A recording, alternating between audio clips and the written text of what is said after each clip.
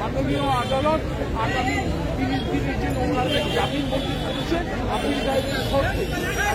এটা আজকে 86 পাতা জাজমেন্টের মধ্যে অধিকাংশই বেঞ্চ মাননীয় বিচারক মুখ্য আদালতের সবার সামনে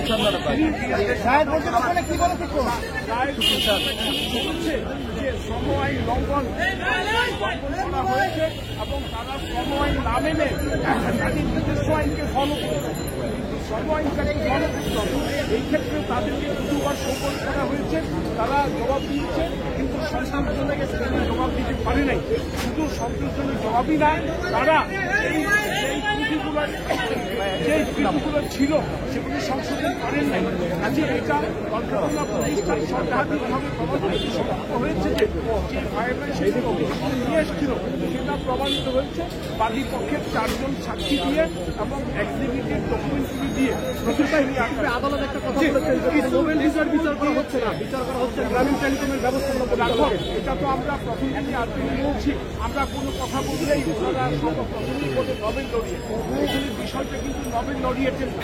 আমরা নোবেল লরিয়েট হিসেবে আমাদের কলকাতা প্রতিষ্ঠান পরিদর্শনের আমাদের কাগজের ডকুমেন্টে এই শব্দটা আমরা কাজ করি না। এখানে প্রতিষ্ঠান প্রধান হিসাবে ওনার ভায়োলেশন অফ গ্লোবাল রাইট বিচার হচ্ছে। আমাদের সেই চুক্তিটা মাননীয় আদালত কিছু হলেই বলে নোবেল লরিয়েট। নোবেল লরিয়েট তো আইনের মধ্যে না, হতে পারে নোবেল লরিয়েট, এটা ওনার ব্যক্তিগত অ্যাচিভমেন্ট। কিন্তু আপনি প্রতিষ্ঠান প্রধান হিসাবে যে আইনটি লঙ্ঘন করেছেন বিধি, সেটাই তো আমরা আদালতের কাছে বলেছি। আমরা বলিনি যে নোবেল লরিয়েট তাকে শাস্তি দেওয়া হোক, এই ধরনের কথা কখনো আমরা বলি। এবার আমাদের কিন্তু সংশ্লিষ্ট কখনো শুনি না। কাজে এনারা নোবেল লরিয়েট বলে সাধারণ জনগণে একটা বিভ্রান্তি সৃষ্টি করতে চাচ্ছে। সরকারের পক্ষে কলকারখানা প্রতিষ্ঠান নোবেল লরিয়েটকে হ্যারাসমেন্ট করার জন্য মামলাটা করা হয়েছে। এটা আমরা বারবার অস্বীকার করেছি এবং আজকে আদালতের রায়ও এটা পরিদর্শিত হয়েছে, আসছে যে এখানে কোনো নোবেল লরিয়েটের বিচার হচ্ছে না। এখানে সময় ভঙ্গকারী হিসেবে প্রতিষ্ঠান প্রধান প্রফেসর মোহাম্মদ ইউনূস